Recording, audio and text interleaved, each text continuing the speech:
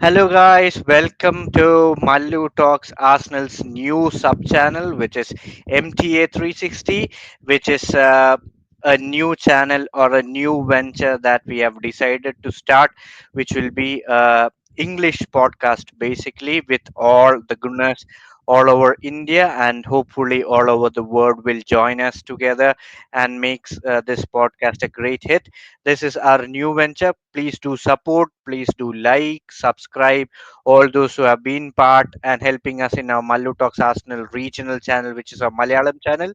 So, getting to this theme because we didn't want to segregate the regional language with the international language, that is English, combined together in a single podcast. So, it will be authentic in both the channels. So that is why we decided to start a sub channel named MTA 360. So today we are honored with a great guest who has been there in our Malu Talks Arsenal always, Arun Bro from Wada London. So welcoming to our first podcast in MTA 360 with our own Arun Bro from Wada London. Two Thank you. words about our new venture, and yeah, let's start. First of all, I'd have to say thank you. Thank you for having me as your first kid. It feels like I feel privileged. I don't know if honored guest the words that you use. I don't know if I'm worthy of it, but I'm like super happy because I remember from the time that the channel was started, we've been having good relationship. We've been collaborating in terms of doing episodes together or talking about football. A lot happens behind the scenes that people Yeah, don't know about, and the amount of talking that yeah, we do. But yeah, I mean, like coming here as the first guest, I feel very honored. I'll be yeah, honest, and I'm wishing you that you guys grow well, and I'm also wishing that we do collaboration on Vada London as well yeah, sometime. yeah, So yeah, that's yeah. that's the thing that's missing. So we Yeah, should the like. thing is, we didn't want to change the theme from the regional language because if you do English podcast more in that, in our regional podcast, the true belief of having the regional language podcast or the true Malayali thing or a Tamilian thing in our channel will go off, which we didn't want. So that is why we switched to a new sub channel named MTA 360. Anyways, it's all about Arsenal in both our channels. It's gonna be Arsenal. We live, breathe, talk about Arsenal all day, all time. So, yeah, let's dive into two major topics that I wanna discuss. So before that, like a 10 seconds silence and a prayer for Diego Jota. Like he has been a great player, great person. Like it is very sad to see such situation. So 10 seconds for him. Yeah, and yeah, let's go back to yeah. Any words about Diogo Jota situation, or like, are you over it? I'm really still very sad about hearing those situations. So yeah, It's the thing is this sort of a loss, even though the player did not play for a club, is he's a player that we have like seen over the last 4 or 5 years playing for Liverpool. There's like a huge sense of familiarity that we have with that player. So knowing him, even though like he was someone whom we dreaded playing, like because he would come and score against us every single game, that familiarity aspect, like right from the time I saw the news, and especially how he passed, it was like too much for me to take. Like it wasn't like, yeah, people. I've seen a lot of distasteful tweets on Twitter from fans who were trying to use this for clout or engagement. It was like, yeah, it was really sad seeing all that, but at the same time, it was even more sad like seeing someone that you have had that familiarity pass at this young age, given how he got married very recently. He's been yeah, known to be a fantastic guy, like a top guy who's always loved by everyone, yeah, so, and the stuff that he did for the women's game, being an advocate for the women's game, being there, and like being a voice for that, and being yeah, such a genuinely nice person, this is the sort of a loss, not just for the club, not just for Liverpool, not just for their fans. It's like a loss for the entire footballing fraternity as a whole. Yes. Yeah. And like, even though there were, like I said, like some distasteful tweets, it was amazing to see like all of football fans coming together to pay their respects for a player. Yes. Like, like they say, like your real value. I don't know if it is right to say this, but your real value is shown when you pass, and the number of people that actually, like, repent for your loss, Yes. or feel bad for the loss. Like, this was something that showed how kind of a person that he was. Yeah. And it was like amazing to see everyone get together to pay their respects to him. So for Yeah. me, it still hasn't, like, I still have that news, like it's still, like, I Yeah. think about it, I'm like 28 is too young, 28, Yes. like. And for that family, for losing two sons at the same time, like, I cannot imagine the amount of, like, the sadness that's passing through their family. All that we can do Yeah. now is like pray for, Pray. like, strength Yeah. and courage for them. Like, he's gone too soon, but he's probably going to live in our hearts forever. Yeah. The thing is, it is the game football that connects all of us before the Exactly. clubs that we support. Exactly. So it is a loss for football, is what I would say. Absolutely, yeah. Like, Like, apart from the tribalism and everything, it's a yeah, player that we yeah, saw play week in, week out. Even though it wasn't for our team, we saw how well he played, and we admired. Like, it was one of those things that you don't want to admire, but then certain players break that barrier, yeah, and you end up like admiring them for what they yeah. did on the pitch and off the pitch in his case as well. So it's a huge loss. It's just been like difficult, like, to get in terms with something like this happening for someone Yeah. who's younger than me. So like, that also hits, like, oh, this kid is like younger than me, so, and he's like passing at an age where you shouldn't be, like, that's like sort of considered the beginning of your life when you're hitting your like late Yes. 20s, early 30s. So it Yeah. was super sad. Yeah, I mean, These kind of situations hurt the most.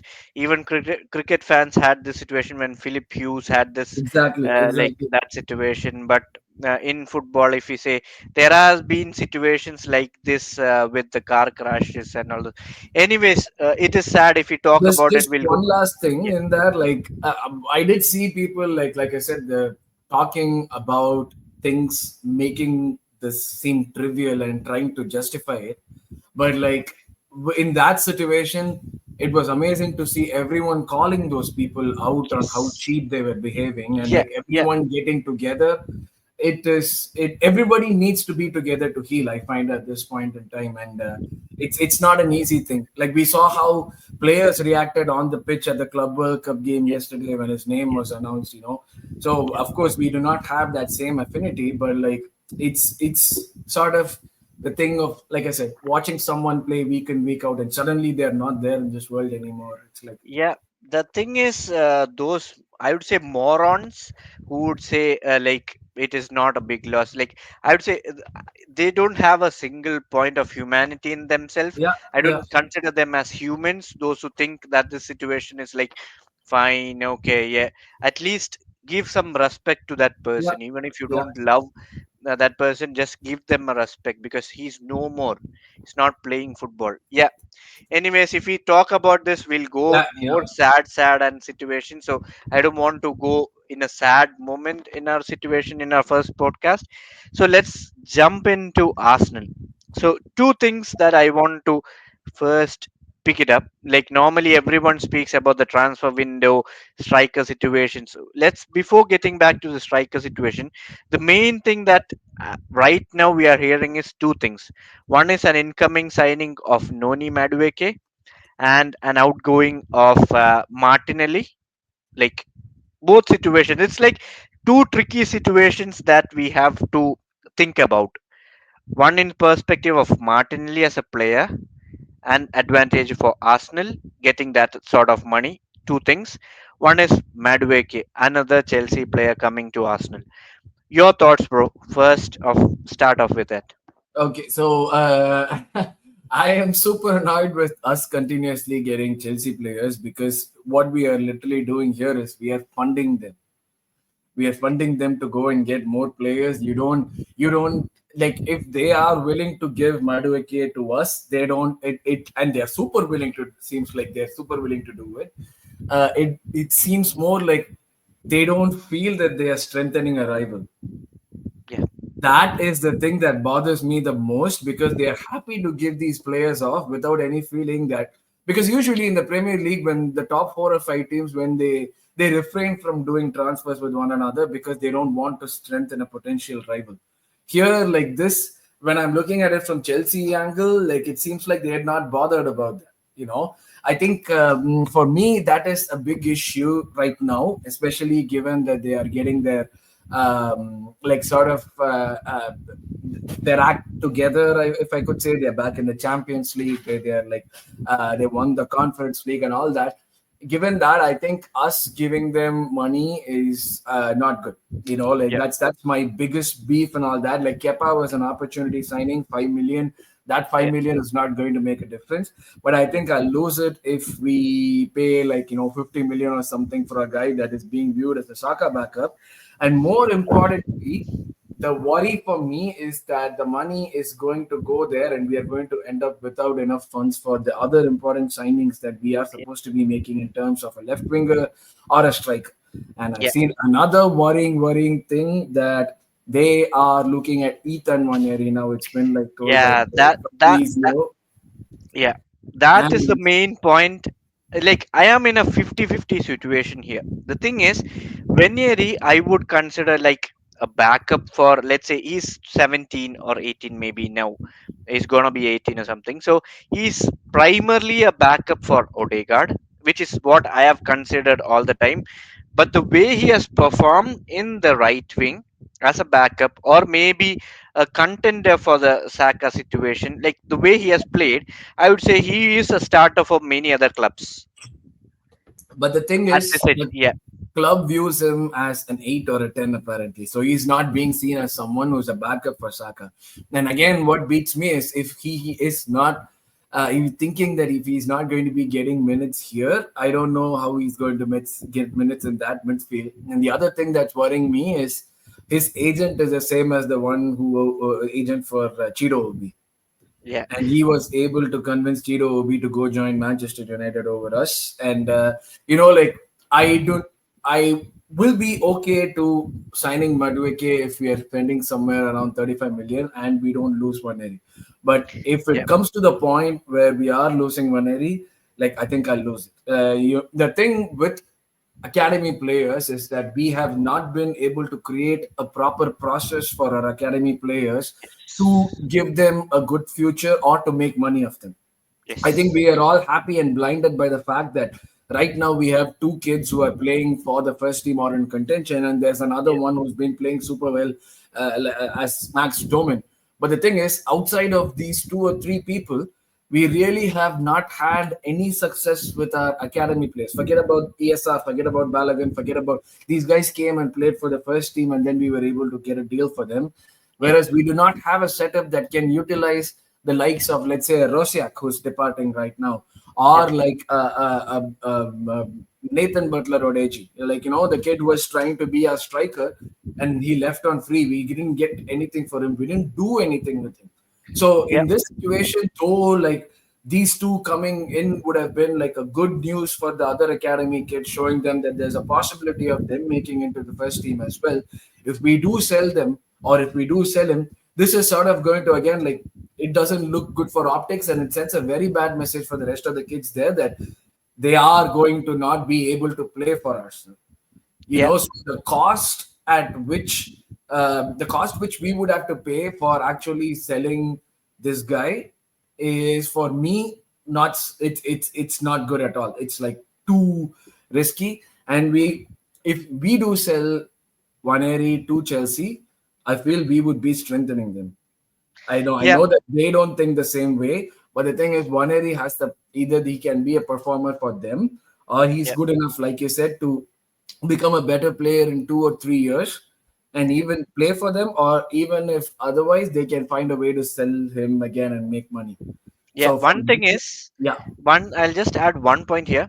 One thing is, if we sign Madueke, and sell Veneri, that is the pure idiotism from Arsenal. That I would say, pure idiotism.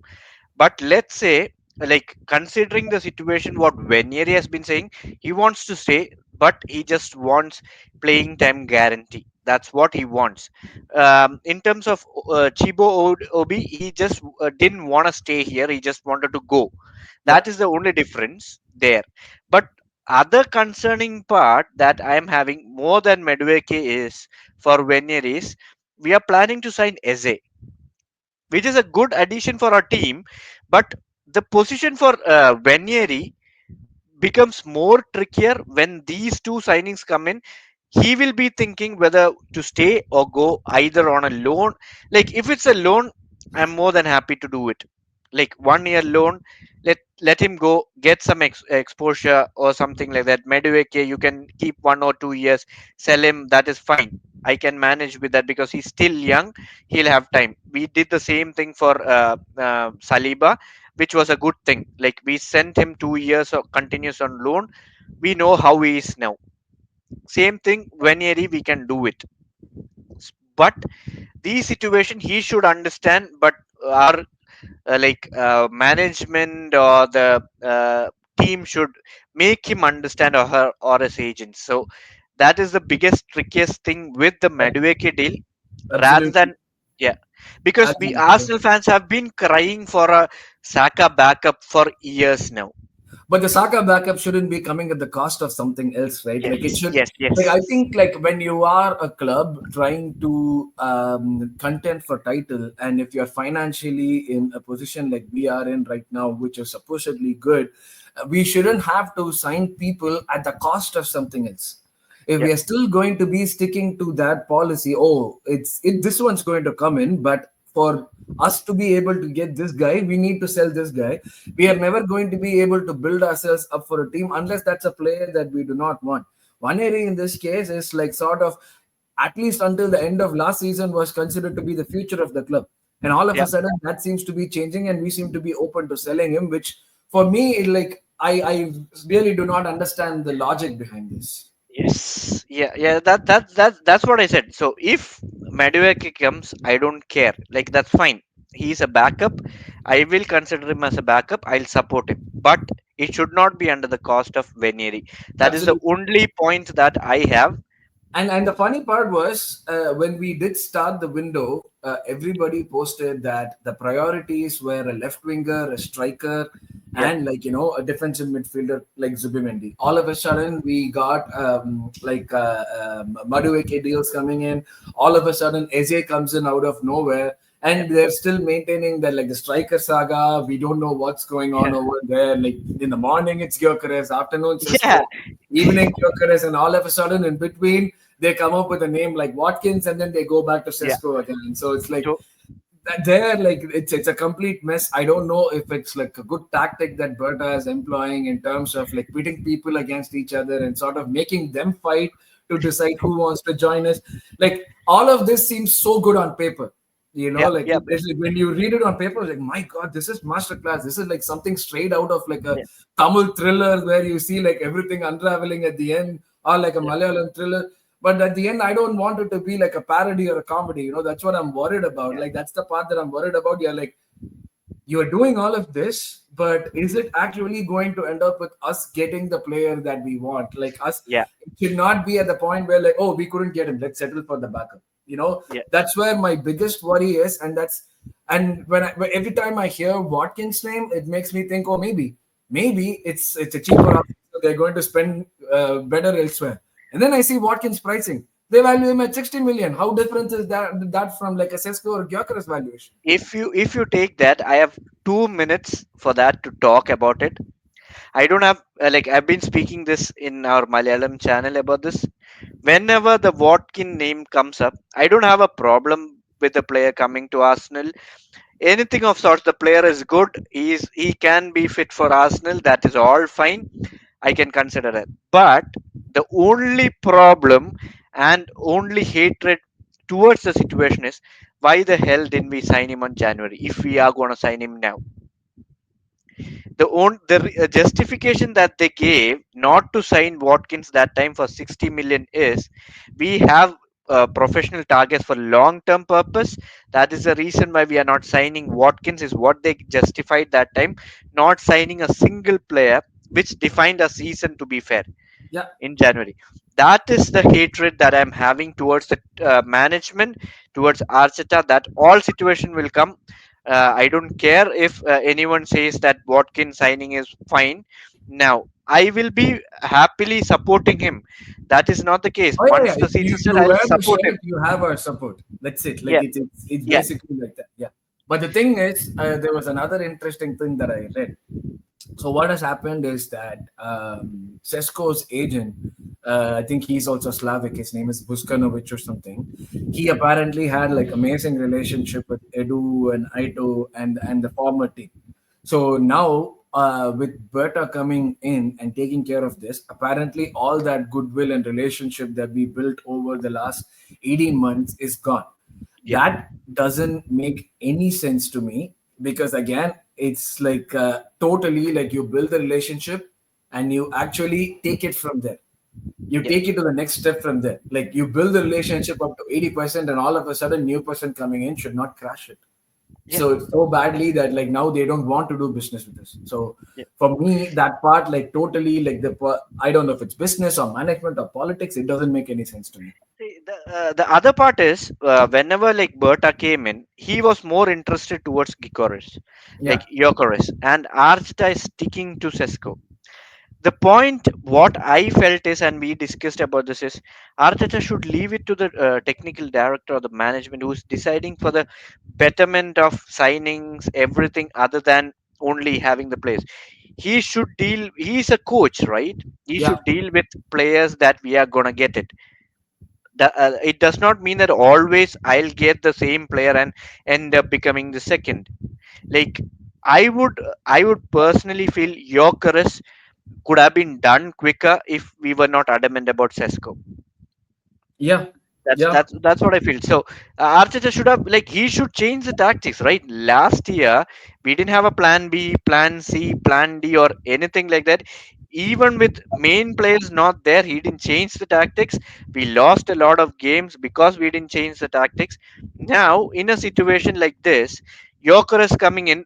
It is obvious that we have to change the tactics when he comes in. So it is Arteta. He's a coach. He should do that. He should consider that situation. That is what that part, like the striker part, should decide. Personally, I would choose Jokeris. Seeing all the games that he has played, like, we want an out and out striker, that we want like the instincts that you do.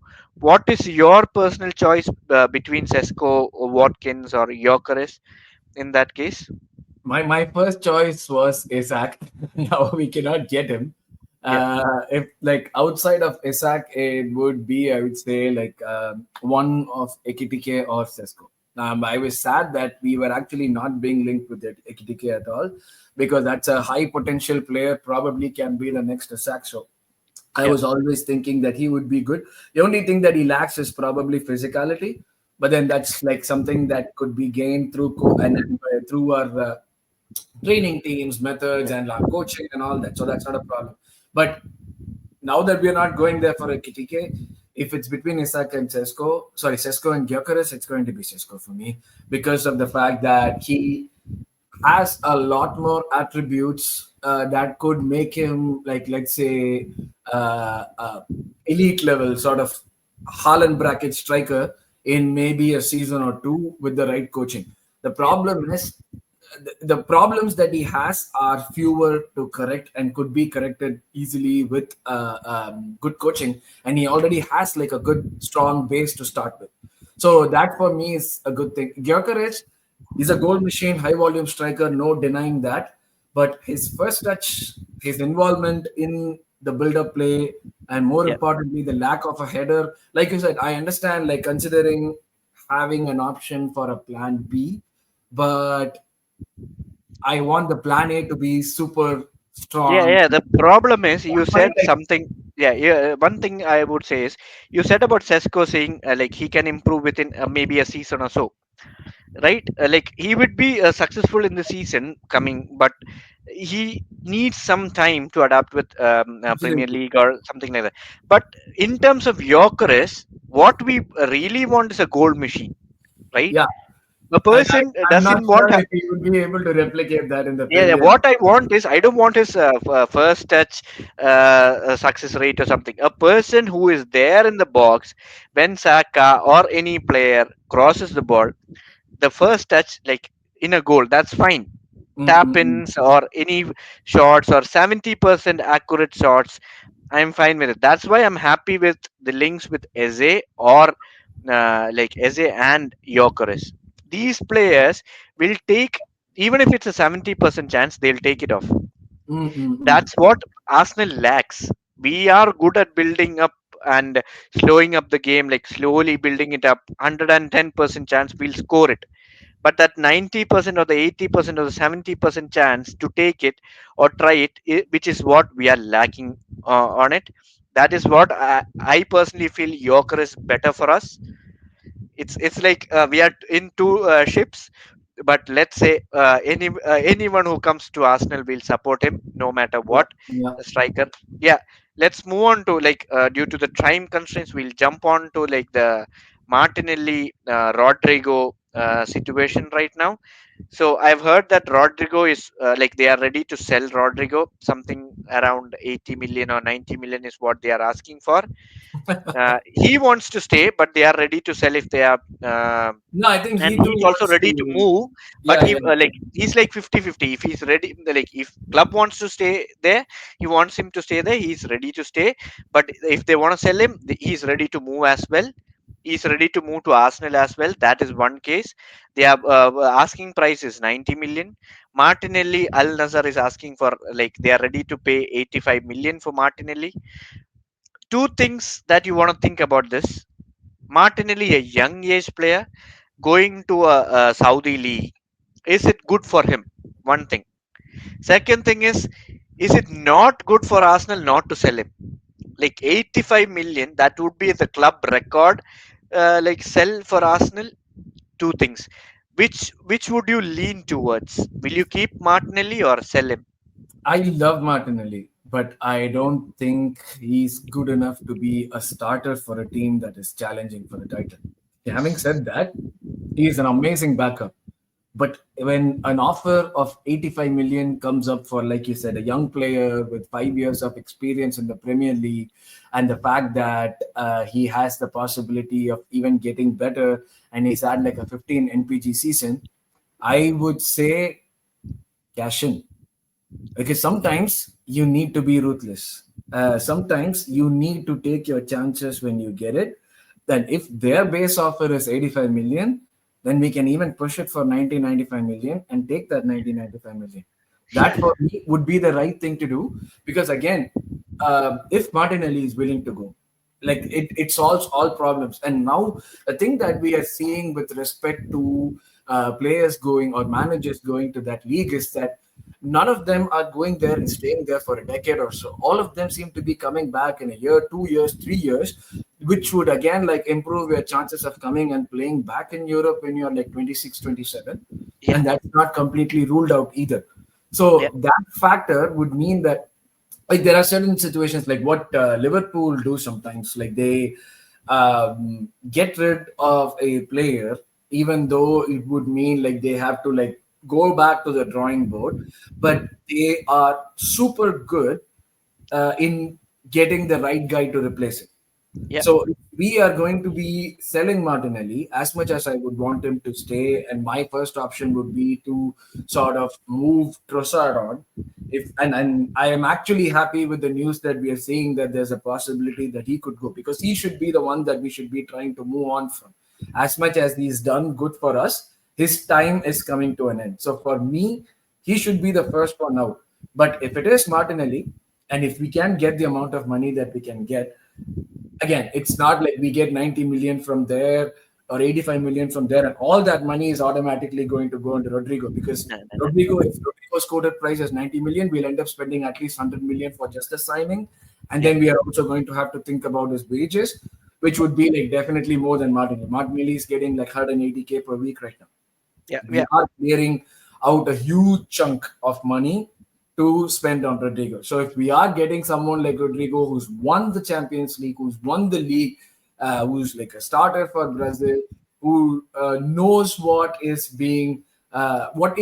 is required at the highest level and the experience that he brings, that is invaluable. I love Martinelli, but this sort of a situation would be good for us, good for him, and Yeah. maybe we can also add like a buyback clause or a salon clause onto it. I don't know. I'm Yeah. getting One thing is, what I would say is, personally keep Trossard for 1 year, because as a backup he comes in like, if you have seen the track record of Trossard for Arsenal, whenever he has been substituted like 65th minute or something, the performance that he has given is double the worth that he has given when he was a starter, won't right? make him the main man. Yeah, Yeah, he won't be the main man, which we can tell him, like, end this contract, play 1 year here, go as a free agent, you can move to anywhere.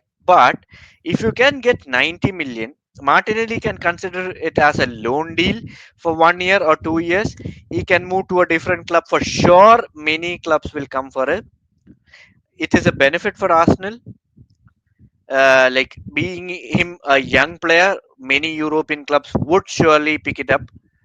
So we'll get a good price money as well. At least we can invest some into Rodrigo, some into Sesko's thing, and oh, then, you're like, still not giving up on this. Okay. no Sesko. Like, I'm not give. See, I am a person. Even if it's Sesko or Gyökeres, I'm fine. Just get it done with. That's Yeah, what I want. The yeah, yeah, same thing is what I have been telling in our channel, saying that finish the deal before July 19th or 15th, before Arsenal goes for the preseason. yeah. I don't care with all the stories that is going on right now. Arsenal close, Arsenal that, this. I don't care. I'll happily ignore those thing. I won't get frustrated as long as you finish the deals before the preseason. Absolutely. Yeah, absolutely. I want the left wing, the striker, and let's say maybe Zubimendi is done. So all these main players who are gonna start should be there in the preseason. Yeah, That made the changes in our Jesus and Sinjeko season yeah, that they came in. yeah, yeah. They were there during the preseason. That And impacted a don't lot. forget, we also have to move Zinchenko and Jesus on. At least Zinchenko we can try for this summer, but Yeah. Jesus we're not going to be able to move him this See, winter. selling part, I am not that worried about. We can sell it after the season starts as well. Like, it is there till August, or end of August or something. Yeah, yeah, We can delay our selling. That yeah, is fine. End of contract. Like Tomiyasu's contract was ended. That is fine. At least get the players that we want as of now. Get a team that can go for a trophy. yeah. If you can win a trophy, ultimately next season your players will be valued more. Valued more. Exactly. Yeah, A person that is valued for 20 million now will be valued for 35 million next season if yeah, you win a trophy. That is yeah, what I want. I yeah, don't care about how much money you're spending for a player. As a fan, not like, thinking about the club perspective, okay, fine. I'll think about PSR, all those things. But as a fan, you spend how much ever you want. I want this player to help us win the trophy. You yeah, yeah. spend, like, sells player for so much ever you want. Get him out if we don't want him. That's all. That's Like, what I that's the want. thing, right? Like, do whatever you want. If you're taking a risk with PSR, of course, we know how it would end. Like, if we fail to comply, if you're taking a risk, take that risk. But our club is super risk averse, so we won't take that risk. So, in that case, do anything that would facilitate us winning the league or winning the Champions League, because, like, we are at a stage where we need to win one of the big two. Like, next season, an FA Cup or a Carabao Cup is not going to cut it.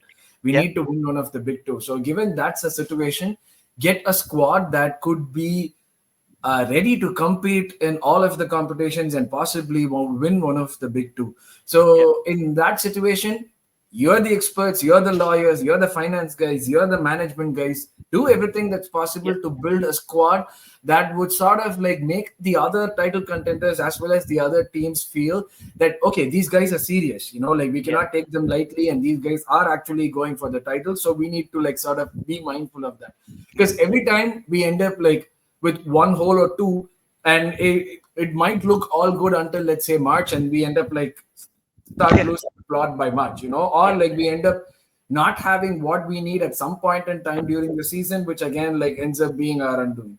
We don't want to do that again. We want to be in a position where we can dictate terms, we can show yeah, and we can actually push for something, get two players for each position, have your youngsters to chip in whenever you can, do yeah. everything, and that's your job. Do it. If you're not able to do it, don't give us hope. Yeah, yeah, that's Like what. The only thing is, me, I don't care what Liverpool does, what City does, what United, any other team. You can go and sign whoever you want as long as my club does what our part is needed. exactly, The exactly. players For that me, it's what a thing. Arteta wants and what the team wants, what a team that needs to win a trophy, you buy them, you set the team. Other teams, I don't give a damn. That's the thing. Let's For build a us, team for us. for me, how we perform in this window after all this ruckus that has been created, and like I said, Berta's way of working, how we end up at the end of the window and how we go into the season will tell me a lot about what the club's priorities are and what I can expect as a fan going Yeah. forward. Like, that would tell me a lot. Yeah. So I'm hoping that they get this right, and I'm hoping that they get the right players needed for us to like challenge on all fronts and win. From I think we are at a stage where challenging is not going to be enough for the fans. We need to see Challenging part is done. done. Arsenal, for We're done. Arsenal, challenging part is done. It is time to win it. That's Then it. exactly. And one last thing that I like before we end this, what I would say is, Berta, like compared to Edu, he has been doing a bit better until now. Yes. I won't judge him till the end of the But Deepak, let's think about it this way. Even with Edu, we would many times get our defensive targets very easily, and when it came to the offensive targets of selling, that's where we would struggle. yeah, yeah, But that's what. what he's done so far is that we are like closing Mosquera, we have closed Norgard, we have done Zubimendi again. Most of the work was already done. So from here on, whatever Yeah. he does on the attacking front is actually what is going to tell us if he is like super different from Edu or it's like No, at something least he weird. has done like 3 to 4 deals in the meanwhile when this chaos is going on, which Edu didn't do. Yeah, Edu was like he was focused on one player. If we are linked on one player, we are going on back and forth with those things. Other than that, nothing was happening in the background for other things. yeah, That is what I felt one step ahead. We'll be judging him only after the transfer window ends on how our team is set up for the team. So, yeah, yeah. anyways, this is the first discussion. It's been a great discussion. We have been in two sides for the striker part, two sides for Martinelli and Trossard part. Like it's very good that we have a difference in opinions. That's what I want literally. Hopefully we'll bring on more videos with you guys. We'll be happily ready to join you guys in your channel as well. We'll build this channel way long to go. Let's support at least with these two channels, Mallu Talks Arsenal and this MTA 360. We win the trophy this season. Hopefully. Thank you, bro. Thank you for joining, and The very things nice we talking do to you. for love, Yeah, yeah, yeah. It's pure love. The thing is, it is the love for Arsenal didn't Yes. stop in Malayalam, so that's why we started in English as well. So like two hearts, like that's what. So yeah, Arsenal all the way till the death. So Yeah. enjoy your rest of the day, bro. Thank Thank you. you for Thank you. joining, and yeah, Thank see ya. you. Guys, do like, subscribe to MTA360. Thank you. Thank Yeah, you, Deep. no problem. So that was it with our first podcast with Wada London. So you are gonna have a lot of cracking videos coming up. We have lined up a lot of English podcast, and do check out our Malu Talks Arsenal, which is our Malayalam channel. You will have a lot of Malayalam videos as well. So please do subscribe, promote our MTA 360 all over to the Arsenal fans, football fans, and Premier League, Champions League fans. So thank you guys for all your support to our Malayalam channel. I would expect all the same support to our English channel as well. Thank you and have a nice day ahead.